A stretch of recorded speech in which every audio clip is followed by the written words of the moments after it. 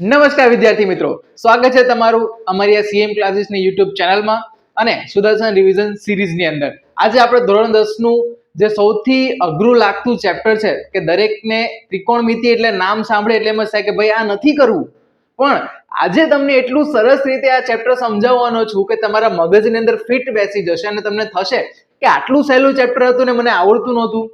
તો છેલ્લે સુધી આ વિડીયો જોજો કે તમારા બધા જે કોન્સેપ્ટ છે આ ચેપ્ટરને લઈને તમારી જે ભ્રમ છે એ બધા દૂર થઈ જવાના છે અને કોન્સેપ્ટ ક્લિયર થઈ જવાના છે. તો છેલ્લે સુધી વિડીયો જોજો. તો આ ચેપ્ટરની શરૂઆત કરીએ છીએ. તો છે આપણું ચેપ્ટર ત્રિકોણમિતિના ઉપયોગો. ચાલો, સૌથી પહેલા છે કે ભાઈ આ ચેપ્ટરની અંદર જો તમને આકૃતિ દોરતા આવડી જાય તો તમારું 50% કામ ક્લિયર થઈ જાય. કેમ? આગળ તમને ખબર પડશે કેમ. પણ એટલું ધ્યાનમાં રાખજો કે જો આ ચેપ્ટરના તમારે કોઈ પણ દાખલા ગણવા છે તો સૌથી પહેલા તમારે એ દાખલાની અંદર જે માહિતી આપેલી છે એના પરથી તમારે આકૃતિ દોરવી પડે. તો જો આકૃતિ દોરી દો અને જો સાચી આકૃતિ દોરો તો 50% વિજય તમારો નિશ્ચિત છે. કેમ? ચાલો હવે જો જ્યારે પણ આકૃતિ દોરશો ને ત્યારે અમુક ખૂણા બનવાના છે. કેમ કે જો તમને આગળનું ચેપ્ટર આવડતું એટલે કે ત્રિકોણમિતિની અંદર એક કાટકોણ ત્રિકોણ હોય છે. એની અંદર અલગ અલગ 6 વિધેય શીખ્યા છે: sin, cos, tan, sec, cosec અને cot. આ 6 વિધેય આપણે શીખ્યા છે. તો એના આધારે એક થીટા ખૂણો જે આવતો હોય, થીટા ક્યાં બને છે એ આપણે શીખવાના છીએ. તો આમાં જ્યારે તમે આકૃતિ દોરશો ત્યારે ઉચ્છેદ કોણ કોને કહેવાય? Angle of elevation. કે જ્યારે કોઈક વ્યક્તિ છે એ શું કરે, ઉપરની તરફ જોવે છે.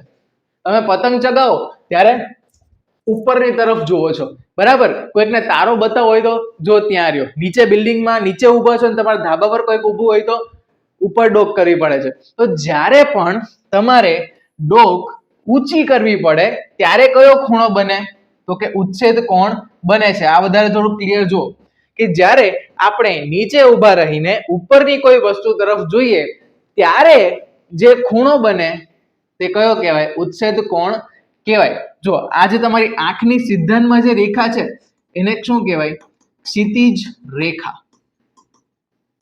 જે તમારી આંખમાંથી વસ્તુને જોવે છે એ રેખાને શું કહેવાય?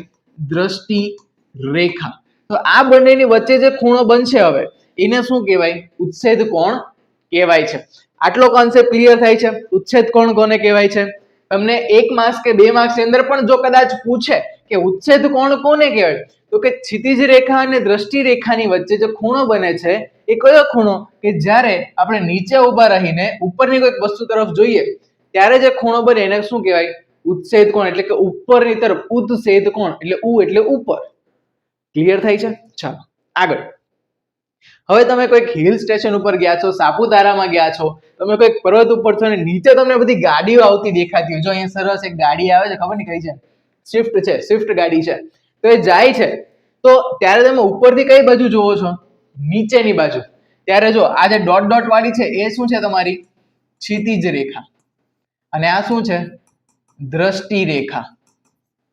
તો હવે ક્ષિતિજ અને દ્રષ્ટિ રેખાની વચ્ચે જે ખૂણો બને તે થીટા છે, પણ હવે દ્રષ્ટિ રેખા ક્ષિતિજ રેખાની નીચેની બાજુ છે. કેમ? કેમ કે તમારે ક્યાં જોવું પડે છે? નીચે જોવું પડે છે. એટલે જ્યારે પણ તમારે ક્ષિતિજ રેખાની નીચેની બાજુ જોવું પડે છે ત્યારે ક્ષિતિજ રેખા અને દ્રષ્ટિ રેખાની વચ્ચે જે ખૂણો બને એને શું કહેવાય?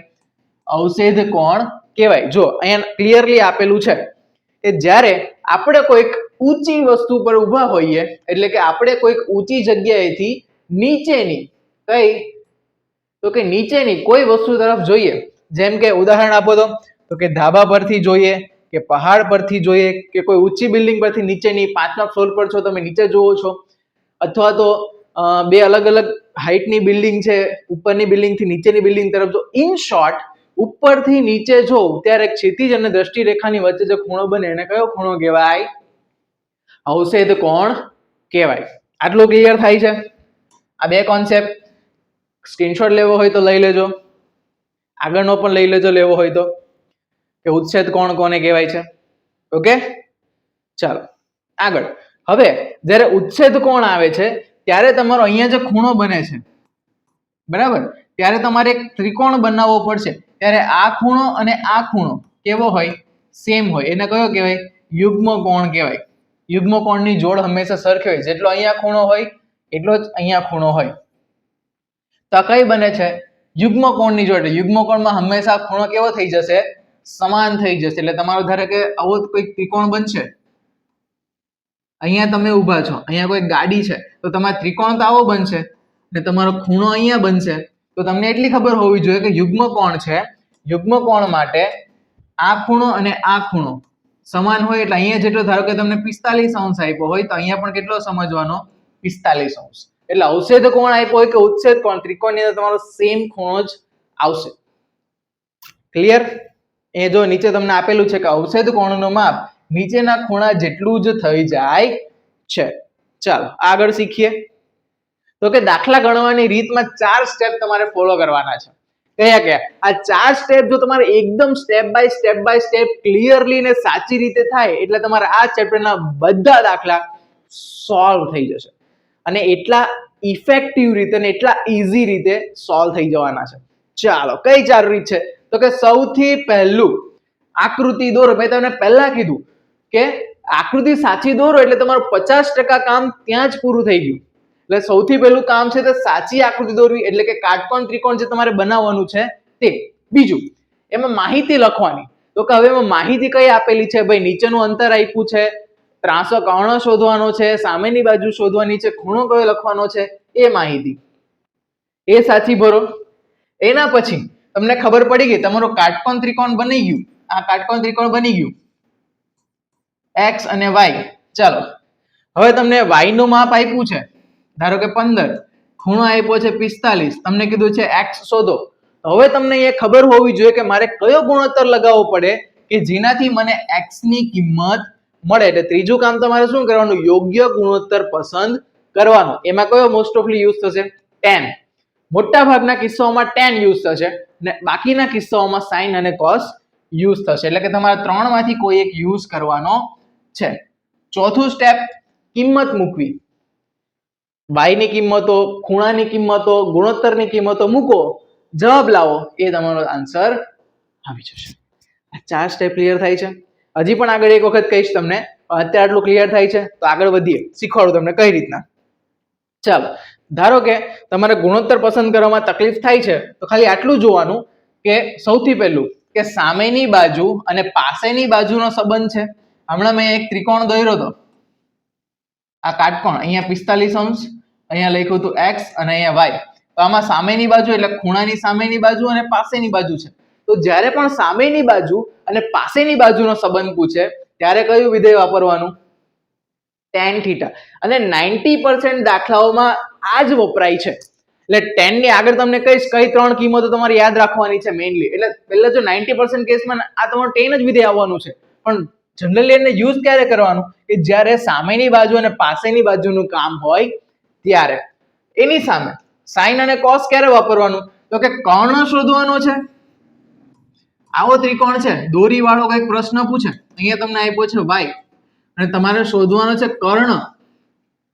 તો કર્ણ શોધવા માટે તમારે શું કરવું પડે?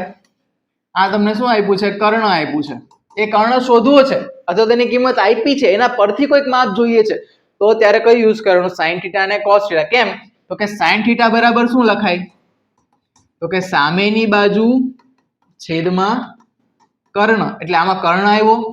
cos થીટા હોય તો પાસેની બાજુ છેદમાં કર્ણ.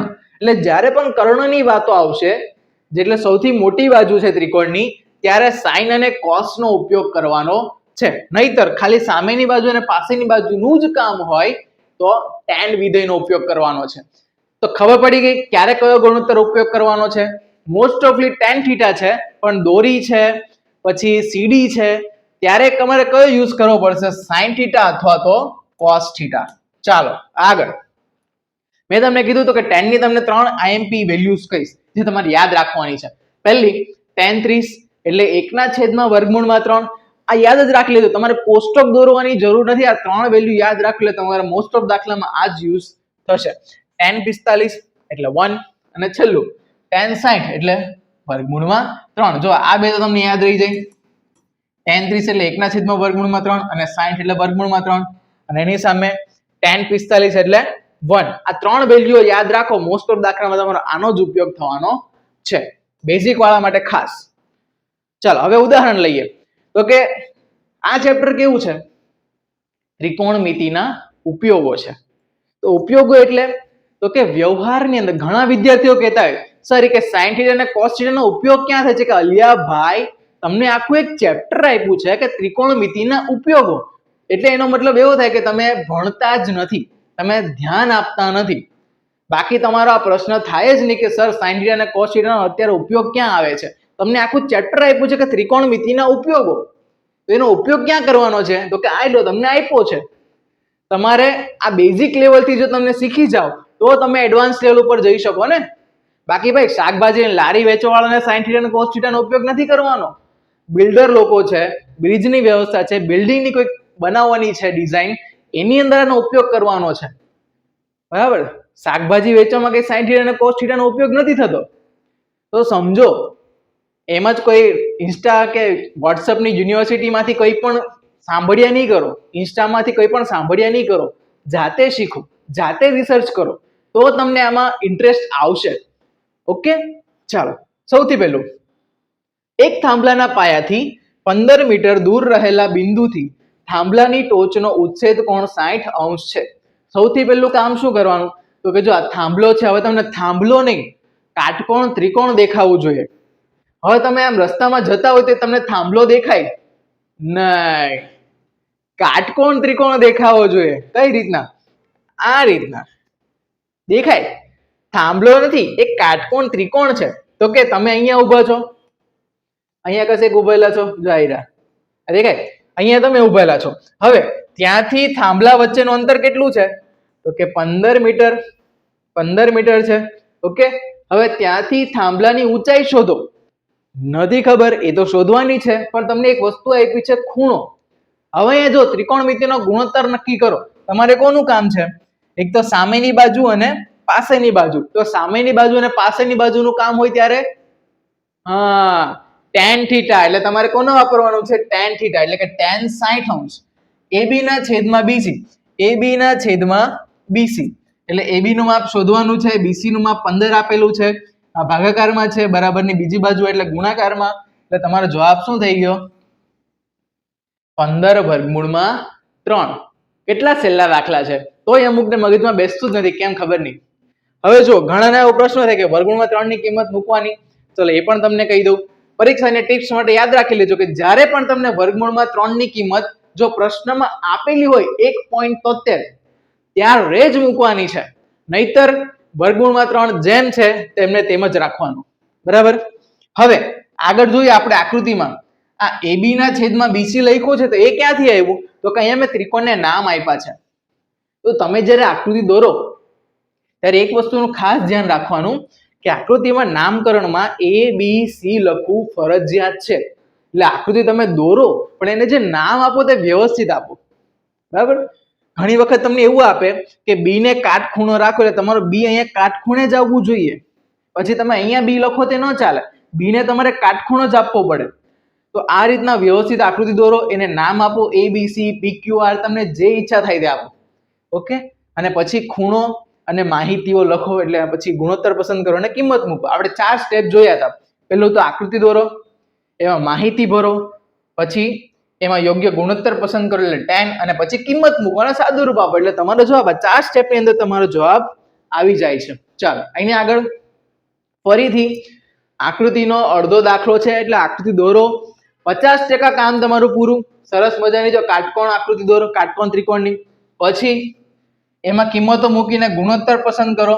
ગુણોત્તરની અંદર કિંમત મૂકો, એમાં મોસ્ટ ઓફલી આ 3 વેલ્યુ યુઝ થતી હોય છે, એ મૂકો અને તમારો જવાબ આવી જશે. ચાલો આગળ, હવે આમાં કેવા કેવા પ્રકારના પ્રશ્નો આવી શકે એમ છે, તો આની અંદર એક કાટકોણ ત્રિકોણ વાળા, બે કાટકોણ ત્રિકોણ વાળા આવા પ્રશ્નો આવશે. ચલો કયા કયા પ્રકારના પ્રશ્નો છે, પ્રકાર નંબર 1 એટલે કે એક જ કાટકોણ ત્રિકોણ બનતો હોય તેવા કયા જોઈએ, તો કે વાવાઝોડા વાળો ફેમસ દાખલો.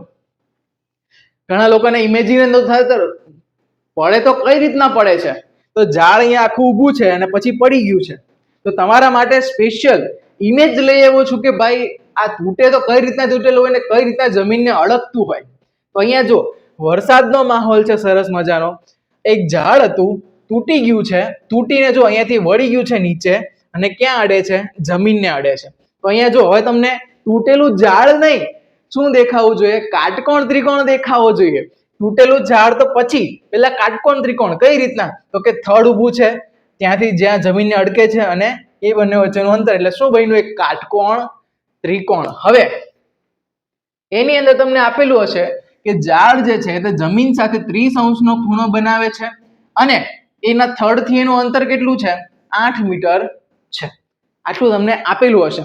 હવે તમારે શોધવાનું શું હશે કે ઝાડની મૂળ ઊંચાઈ શોધો. હવે જે ઝાડ પડી ગયું હતું, એટલે કે અહીંયા જે આટલો ભાગ છે એને હું સીધો કરી દઉં અહીંયા, તો આ મને ઝાડની કુલ ઊંચાઈ મળે. એટલે કુલ ઊંચાઈની અંદર મારે કેટલું લેવું પડે? તો કે અહીંયાથી આને જો હું નામ આપું A, B, C અને અહીંયા નામ આપું એને D, તો મારે ઝાડની કુલ ઊંચાઈ શોધવી હોય તો A અને D નું માપ છે એ કોના જેટલું હશે? A અને C ના જેટલું. તો ઇન શોર્ટ મારે ઝાડની ઊંચાઈ જો શોધવી હોય તો કઈ રીતના મળે? તો કે AB એટલે AB પ્લસ AC, એટલે AB પ્લસ AC આટલું કરું એટલે મને ઝાડની ઊંચાઈ મળી જાય. તો AB કઈ રીતના મળશે મને? અહીંયા જો ખૂણો આપેલો છે, પાસેની બાજુ છે, સામેની બાજુ જોઈએ છે. તો પાસેની બાજુ અને સામેની બાજુ હોય ત્યારે તો કે tan વિધેયનો ઉપયોગ કરવાનો છે. tan 30 નો ઉપયોગ કરો એટલે તમને શું મળશે? AB નું માપ મળશે. એટલે અહીંયાથી આપણને શું મળી ગયું? AB નું માપ મળી ગયું. હવે તમને શું જોઈએ છે? તો કે હવે મારે કર્ણ જોઈએ છે. A થી C નું માપ જોઈએ છે. કર્ણ, તો કર્ણનું માપ જોતું હોય તો અહીંયા ખૂણો છે, પાસેની બાજુ છે અને કર્ણ. તો પાસેની બાજુ અને કર્ણ કેમાં આવે? તો કે cos 30 માં આવે. તો cos 30 નો ઉપયોગ એટલે તૂટેલો ભાગ જે છે તે કર્ણ મળ્યો. એટલે શું મળ્યું તમને? AC મળ્યું. તો હવે AB વત્તા AC કરવાનો છે, તો આ બંનેનો સરવાળો કરો એટલે કે બંને ભાગનો સરવાળો કરો એટલે તમારો જવાબ આવી ગયો. કોન્સેપ્ટ ક્લિયર થાય છે બચ્ચાઓ? બરાબર. જો તમને આ વિડીયો ગમતો હોય તો સબસ્ક્રાઇબ કરી દેજો અમારી ચેનલને, લાઈક કરી દેજો અને તમારા મિત્રોને પણ શેર કરજો, જેથી અમને પણ ઉત્સાહ આવે નવું કંઈક કરવાનું તમારા માટે. આગળ પતંગની દોરીવાળ, મેં તમને આગળ કીધો દોરી, સીડી એવા પ્રશ્નો આવશે ત્યારે તમારે કેનો ઉપયોગ કરવો પડશે? સાઇન વિધેયનો અથવા તો cos વિધેયનો. ચાલો, તમને આની અંદર શું આપ્યું હશે? તો કે ખૂણો આપ્યો હશે, પછી એનું જમીનથી અંતર એટલે 60 મીટર ઊંચો છે એવું આપ્યું છે અને શોધવાનું શું કીધું છે કે અહીંયાથી દોરીની લંબાઈ શોધો. તો જો ખૂણો છે, સામેની બાજુ છે, કર્ણ જોઈએ છે. તો સામેની બાજુ અને કર્ણ આવતું હોય તેવું કયું વિધેય છે? તો કે sin થીટા.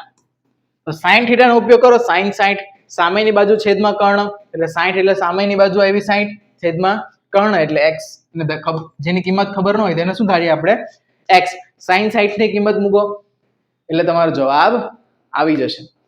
બરાબર. આ બહુ સહેલા દાખલાઓ છે, 2 માર્ક્સ ની અંદર પૂછાતા હોય છે. પછી પડછાયા વાળું, અહીંયા પણ તમને પડછાયો નહીં, શું દેખાવું જોઈએ? ત્રિકોણ દેખાવું જોઈએ. દેખાય છે? અહીંયા જો આ કાટકોણ ત્રિકોણ બન્યો, અહીંયાથી આ આખું. કહું તો છું, તમે જ્યાં જ્યાં નજર તમારી જાય ત્યાં ત્યાં તમને ગણિત દેખાય. એટલે અહીંયા જો આ કાટકોણ ત્રિકોણ એક સરસ મજાનો બની ગયો છે. એની અંદર તમને શું આપેલું હશે? તો કે ઊંચાઈ અને પડછાયાનો ગુણોત્તર આપ્યો છે. તો કે ઊંચાઈ અને પડછાયાનો ગુણોત્તર તમને આપેલો છે. કેટલો? 1/3. અહીંયા જો આપ્યો છે તો તમારે શોધવાનું શું છે? થીટા. તો અહીંયાથી આ જે ત્રિકોણ બને એનો થીટા ખૂણો શોધવાનો છે. થીટા ની અંદર કયું લેવું પડે? તો કે સામેની બાજુ છેદમાં પાસેની બાજુ. તો કયું વિધેય આવે? tan theta. tan થીટા બરાબર 1/3 ક્યારે આવે? તો કે થીટા બરાબર 30° હોય ત્યારે. એટલે સૂર્યનો ઉત્સેદ કોણ કેટલો આવી ગયો? 30°. ક્લિયર છે? હવે 2 ત્રિકોણ વાળા દાખલા જોઈશું જેમાં 2 કાટકોણ ત્રિકોણ બનતા હોય અને 3 અથવા 4 માર્ક્સની અંદર બોર્ડના ફેવરિટ છે, જે સ્ટાન્ડર્ડના વિદ્યાર્થીઓ છે એના માટે ખાસ. તો કે ઇમારત વાળા, તમે ધારો કે અહીંયા ઊભા છો, ત્યાંથી તમારી સામે એક મોટી બિલ્ડિંગ છે, તો ત્યાંથી તમારે એનો તળિયું અને એની ટોચ અને વચ્ચે તમારી આવે ક્ષિતિજ રેખા. તો એની ઉપર અને નીચે દ્રષ્ટિ રેખાની ઉપર અને નીચે તમને 2 ત્રિકોણ દેખાય. એક અહીંયા એક કાટકોણ ત્રિકોણ બને છે, આ પહેલું ત્રિકોણ અને આ તમારું બીજું ત્રિકોણ. દેખાય છે ક્લિયરલી? આ પહેલું, જરાક સારો એવો કલર લઈએ. ઓકે, આ પહેલું અને આ બીજું, બે ત્રિકોણ બનશે. તો એની અંદર શું કરવું પડે, તો કે જે 45 અંશ વાળો ત્રિકોણ છે પહેલો 45 tan 45 ની કિંમત કેટલી હોય 1. તો એના પરથી તમને જે માપ આપેલું હોય એટલે બીજી બાજુનું માપ તમને ધારો કે આ મળી જશે, આટલું માપ મળી જાય, બરાબર. પછી એ કોઈક વેલ્યુ આવે એની વેલ્યુ તમારે કેમાં મૂકવાની છે, સોરી અહીંયા આપેલી હશે, આ તમને આપેલી હશે, આ x હોય તો આ પણ કેટલું થાય x જ થાય. તો હવે આની વેલ્યુ બીજા ત્રિકોણમાં મૂકો, પાસેની બાજુ છે, સામેની બાજુ જોઈએ છે, તો tan 60 મૂકો એટલે તમને સામેની બાજુ મળી જાય. પછી બંનેનો સરવાળો કરી દો એટલે કુલ ઊંચાઈ તમને મળી જશે. એક આવા દાખલા પૂછાઈ શકે. બીજા આવા દીવાદાંડી વાળા, કે દીવાદાંડી છે ત્યાંથી તમને બે જહાજ છે એના તમને આ ઉચ્છેદ કોણ સોરી અવક્ષેદ કોણ દેખાતા હોય, અવક્ષેદ કોણ તમને 45 અને 30 આપેલા હોય, એ તમારે એના પરથી આકૃતિઓ દોરવાની. કેવી આકૃતિઓ બનશે, આ રીતના આકૃતિઓ બનશે, બરાબર. એ જરાક સમજવાનું. જે નજીકનો ખૂણો હોય એ હંમેશા મોટો હોય અને જે દૂરનો હોય તે નાનો હોય, આટલી એક કાળજી રાખજો. અને પછી નાના ત્રિકોણથી શરૂઆત કરવાની, જે ત્રિકોણ નાનું હોય એનાથી શરૂઆત કરવાની, પછી એની કિંમત મોટા ત્રિકોણની અંદર મૂકવાની એટલે તમારો જવાબ આવી જશે. ચાલો પછી મૂર્તિવાળો પ્રશ્ન છે. મૂર્તિવાળા પ્રશ્નની અંદર પણ તમે અહીંયા જુઓ, એક મૂર્તિ છે અને નીચે જેની પીઠિકા છે એટલે કે જેના ઉપર મૂર્તિ મૂકેલી છે એની આપણે ઊંચાઈ શોધવાની છે. તો આની અંદર પણ જુઓ બે ત્રિકોણ બને છે આ રીતના, ક્લિયર છે. આ એક હાઇલાઇટ કરીએ, આ મોટું ત્રિકોણ છે અને એની અંદર એક નાનું ત્રિકોણ છે, એની અંદર એક નાનું ત્રિકોણ બને છે. એટલે બે ત્રિકોણ તમારા બનશે, બે ત્રિકોણને તમારે ઉકેલવાના છે અને આમાં tan નો જ ઉપયોગ થવાનો છે મિત્રો. આમાં બે વખત tan ની કિંમત મૂકો એટલે તમારો જવાબ આવી જશે. ચાલો પહેલા તો નાના ત્રિકોણમાંથી જ તમારે કિંમત મૂકવાની, નાના ત્રિકોણ હોય એની કિંમત તમારે કેમાં મૂકવાની, મોટાની અંદર, એટલે તમારો આન્સર આવી જશે. પછી છે કોટિકોણ વાળા. કોટિકોણની અંદર કોટિકોણનો અર્થ શું થાય કે જ્યારે કોઈ પણ બે ખૂણાનો સરવાળો 90 અંશ થાય તેને કોટિકોણ કહેવાય.